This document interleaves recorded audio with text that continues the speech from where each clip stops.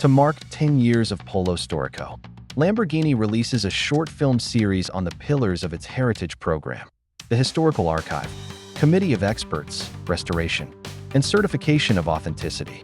In Sant'Agata Bolognese, restoration is an act of love, originality, craft, and factory certification guide every step so each car returns to exact factory spec, shape, sound, and spirit.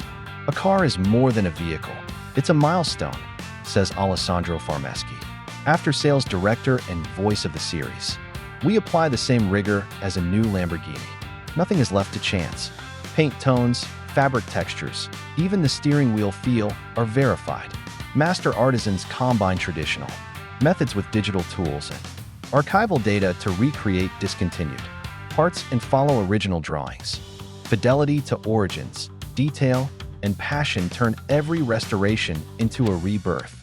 The anniversary tour continues. After Pebble Beach, Lamborghini Day events in the UK and Japan connect Polo Storico with owners, before the finale in Bologna at Auto e Moto di Epoca, October 23rd to 26th.